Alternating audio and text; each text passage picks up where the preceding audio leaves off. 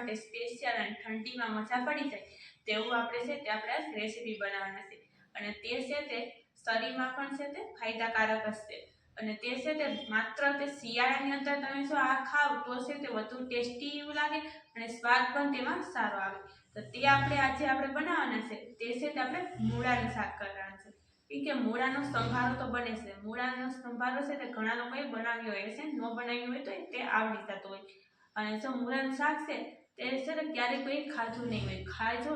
એકદમ ટેસ્ટી એવું લાગે અને બટેટાનું જે શાક હોય છે તેના જેવું શાક બને છે જેથી કરીને જે બાળકો ખાતા હશે તો બાળકોને ખબર નહીં પડે કે જે આ બટેટાનું શાક છે કે આ મૂળાનું શાક છે તો તમે પણ જો આ રીતના ચોક્કસ એક વખત બનાવશો અને છે તે માત્ર આપણે ઓછા તેલની અંદર અને ઓછી સામગ્રીમાં જ આપણે તૈયાર કરવાનું છે જેથી કરીને બ્લોગમાં કન્ટિન્યુ રહેજો અને નવા હોય તો ચેનલને સબસ્ક્રાઈબ કરી દેજો અને લાઈક કરી દેજો કોમેન્ટમાં બતાવશો તમે આ રીતના શાક બનાવશો કે નહીં તે આજે આપણે છે તે આ રીતના આપણે છે તે શિયાળામાં જે મૂળા મળે છે તે મૂળામાંથી આપણે શાક બનાવવાનું છે તો શિયાળા માટે સ્પેશિયલ તમે આ મૂળાનું શાક ક્યારેય નહીં ખાધું હોય તો તમે ચોક્કસ બનાવશો તો આપણે આ મૂળા લઈ લીધા છે તો તેને આપણે છે પહેલાં પાણીમાં આપણે સાફ કરી નાખ્યા છે તો હવે તેને આપણે સાલ પાડી નાખશું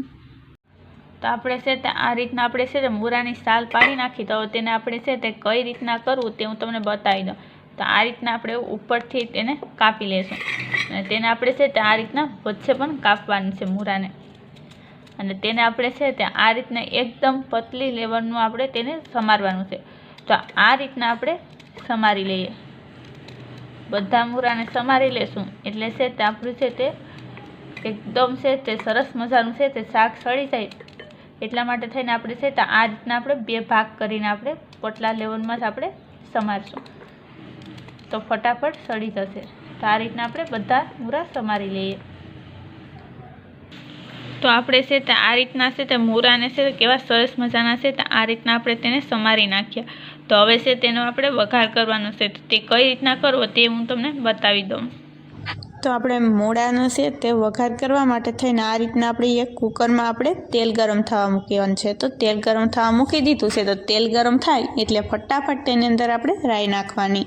તો હવે આપણે રાઈ નાખી રાઈ સરસ મજાની કકડી જાય એટલે તેની અંદર આપણે જીરું નાખવાનું છે તો આપણે તેની અંદર હવે છે તે જીરું પણ નાખી દઈશું તો રાઈ કકડે એટલે પછી જ તેની અંદર જીરું નાખવું એટલે સરસ વઘાર તો હવે આપણે છે તેની અંદર આપણે આ રીતના આપણે છે તે જીરું પણ આપણે 1 ચમચી જ નાખશું જેટલી રાઈ નાખી એટલું જ જીરું નાખવાનું હવે તેની અંદર આપણે 1 ચમચી જેટલું લસણ પીસી ગલ નાખશું અથવા વાટી ગલ નાખવાનું તો હવે સરસ મજાનું લસણ કકડી જાય એટલે આપણે ફટાફટ તેની અંદર હવે આપણે જરાય પણ વાર લગાડ્યા વગર આપણે તેની અંદર મૂળા સમારીને રાખ્યા છે તે નાખી દઈશું તો આ રીતના આપણે બધા મૂળા નાખીને મસાલો કરવાનો છે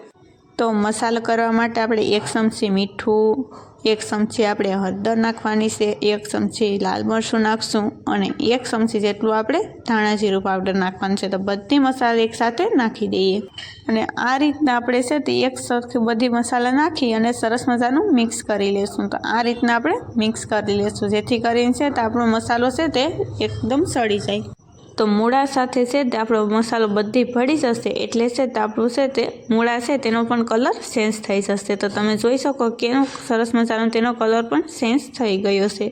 તો તમે જોઈ શકો કે કેવું સરસ મજાનું આ રીતના આપણે મૂળાની અંદર હવે આપણે પાણી નાખશું તો પાણી આપણે 1 ચમચા જેટલું જ પાણી નાખવાનું ને ન નાખો તો પણ ચાલે તો હવે તેને સરસ મજાનું મિક્સ કરી લેશું તો હવે મિક્સ કર્યા બાદ હવે તેને આપણે છે તે થોડી વાર માટે સડવા દેવાનું હવે તેને આપણે ઢક્કણ પેક કરી દઈશું તો આપણે છે તેનું આપણે ઢક્કણ પેક કરી અને તેની અંદર આપણે 2 સીટી થવા દઈશું તો ગેસને મીડિયમ રાખવાનો અથવા જો તમે પાણી નાખો તો તમે હાઈ પણ રાખી શકો છો તો આપણે 2 મીડિયમ ગેસ ઉપર સીટી કરી લઈએ તો હવે આપણે છે તે 2 સીટી થઈ ગઈ છે તો હવે તેને ગેસને ઓફ કરીને નીચે ઉતારી લેશું હવે આપણે છે તેનું આપણે ઢક્કણ ખોલી નાખીએ અહીં તમે જોઈ શકો કે આપણું શાક છે તે કેવું સરસ મજાનું છે તે સડી ગયું છે એકદમ અને તમે જોઈ શકો કે જોતા જ છે તે ખાવાનું મન થઈ જાય અને કોઈ ઓળખી ન શકે કે બટેટાનું શાક છે કે મૂળાનું તો તમે પણ આ રીતના છે કે શિયાળામાં મૂળાનું શાક ખાવું તે વધુ સારું તો તમે આ રીતથી બનાવજો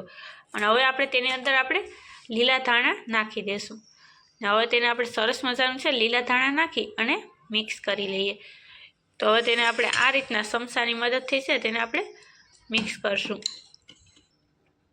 તો હવે મિક્સ થઈ જાય એટલે હવે તેને આપણે એક બધામાં આપણે કાઢવાનું છે શાકને. તો આપણે તેને આ રીતના કરી અને છે તેને આપણે એક બધામાં આપણે કાઢી લેશું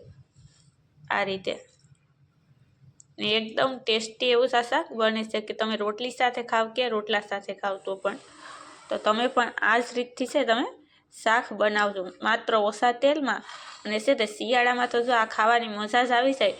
અને મૂળા છે તે ફક્ત શિયાળા જ એક ઋતુ એવી છે કે તેની અંદર મૂળા મળતા હોય છે, પછી નથી મળતા. અને તે શાક છે તે પણ કેવું સરસ મજાનું આ શાક બને છે. તેની ઉપર તમે આપણે એક પ્લેટમાં કે કોઈ પણ વસ્તુમાં સર્વ કરવા માટે નાખ્યા બાદ હવે તેની અંદર શાક નાખ્યા તેની અંદર આપણે આ રીતના લીલા ધાણા નાખી દઈશું કે જેથી કરીને છે તો આપણે શાકનો ટેસ્ટ છે તે વધુ સારો આવે. તો ગરમ હોય છે ત્યારે તમે લીલા ધાણા નાખો છો તો વધારે સારું કે તેનું ફ્લેવર પણ એકદમ સરસ આવે. તો તમે જોઈ શકો કેવું સરસ મજાનું છે તો આપણું આ શાક બને છે. અને આ શાક છે જે બટેટાનું શાક હોય છે તેવું જ આ શાક આપણું બને છે. અને તમે પણ આ રીતના છે તે તેને પરોઠા સાથે, રોટલી સાથે કે રોટલા સાથે પણ તમે તેને છે તે સર્વ કરી શકો છો. અને એકદમ ટેસ્ટી એવું શાક બને છે. કેમ કે મૂળાનો સંભારો તો બધા લોકો ખાતા હશે. મૂળાનું છે તે તમે લોકો આ રીતના ક્યારેય શાક નહીં બનાવ્યું હોય તો શાક બનાવી અને ચોક્કસ બનાવજો અને ખાજો. અને શિયાળામાં તો આનું છે તે બહુ ટેસ્ટ સારો આવે છે. અને મૂળા છે તે શિયાળામાં જેટલું છે તે ગુણકારક છે તેટલું છે તે કોઈ પણ ઋતુમાં તમે લ્યો છો તો તે વધારે ગુણકારક નથી રહેતા. તો તમે છે તે શિયાળામાં ચોક્કસ આ રીતના એક વખત ટ્રાય કરજો બનાવવાની. એકદમ ટેસ્ટી એવું બને છે અને છે બટેટાનું શાકને પણ ફીકું પાડી દે તેવું જ આ શાક બને છે.